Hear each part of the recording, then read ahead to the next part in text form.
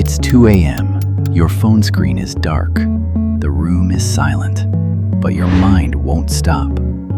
One person, one face, playing on a loop you never asked for.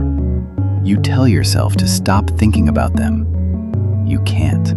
Not because you love them, not even because you like them right now.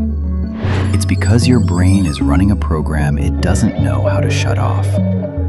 And most people go their whole lives never knowing why, blaming themselves for something they never chose, calling it weakness when it's actually chemistry.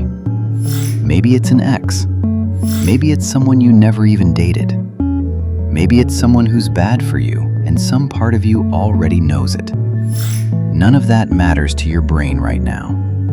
Stick with me till the end because I'm going to show you the real reason your brain does this and the one question that finally breaks the loop for good. You're sitting in a meeting, or scrolling through dinner, or supposedly focused on work, and your hand moves on its own, straight to your phone. No notification, no buzz, nothing new. You check anyway. 5 minutes later, you do it again. Then again after that. This isn't boredom. This is your brain hunting for a reward it hasn't gotten yet. Every time you unlock that screen hoping to see their name and don't, your brain doesn't give up. It just tries harder next time. That's the trap. The less they respond, the more you check. Not because you're weak, because your brain is wired to chase uncertainty, not comfort. Slot machines are built on this exact same wiring. You don't win every time, which is exactly why you keep pulling the lever over and over, long after the odds stop making sense. Your thumb knows the pattern before your brain admits it. Then it happens somewhere you didn't expect.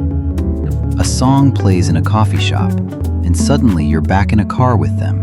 Windows down, nothing but that same song.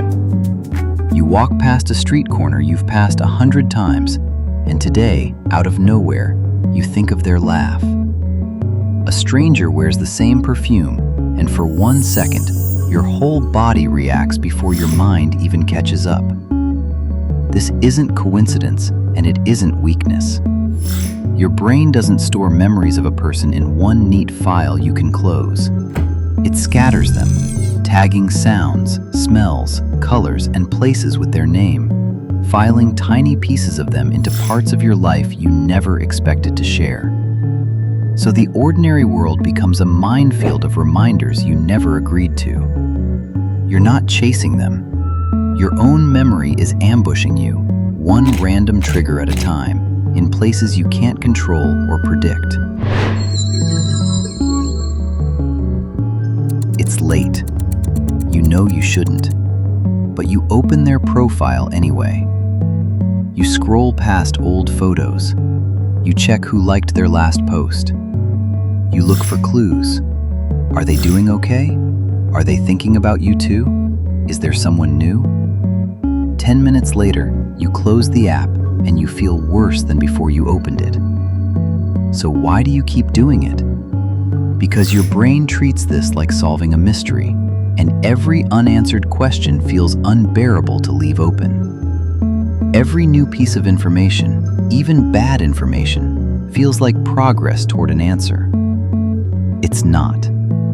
It's just your mind trying to fill a gap it can't stand leaving empty. And the cruelest part? The less you actually find, the harder you look next time, until checking becomes the habit itself, completely separate from whatever you were originally hoping to see. You're not really looking for them anymore. You're looking for the feeling of finally knowing. Here's where it gets interesting.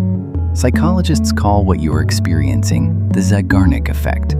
It means your brain remembers unfinished things far more vividly than finished ones. A conversation that ended without closure. A relationship with no clear ending. A text that never got a reply. Your brain treats all of it like an open tab it refuses to close, no matter how many times you try to move on. But there's a second force working alongside it: dopamine. Not the dopamine of getting what you want, the dopamine of maybe getting it. Uncertainty actually triggers a bigger dopamine spike in your brain than certainty ever does.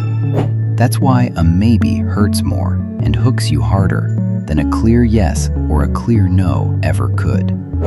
It's the same reason a slow reply keeps your attention longer than an instant one. Now combine an open loop with a constant maybe, and you get what researchers call limerence, not love.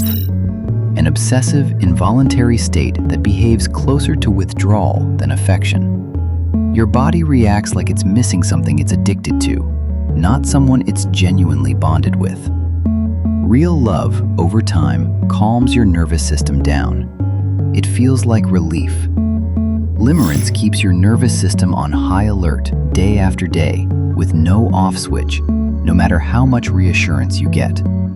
And most people never learn to tell the two apart, until it's already cost them their focus, their peace, and sometimes their self-respect along the way. The good news is, once your brain understands there's a difference, it stops treating every racing thought as proof of love, and starts treating it as information instead. So how do you know which one you're actually in?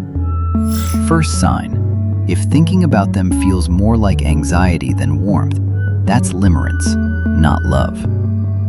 Second sign: if you know less about who they really are than about how they make you feel, that's limerence, not love. Third sign: if the moment they finally respond, the relief only lasts minutes instead of days, that's limerence, not love. Real connection doesn't need constant confirmation just to survive. It doesn't disappear the second your phone goes quiet, and it doesn't demand proof every single hour. Once you can actually name what's happening inside your brain, the loop starts losing its grip on you. Not overnight, but it starts, one honest moment at a time. So, out of everything I just described, which one hit closest to home for you? Tell me in the comments below, because you are nowhere near the only one going through this right now, even if it feels that way at 2 a.m. Naming a feeling doesn't make it disappear overnight, but it takes away the power it has when it's nameless. That alone is usually where the loop starts to loosen. And if this video finally explains something you've been feeling, but could never quite put into words, you already know what to do next.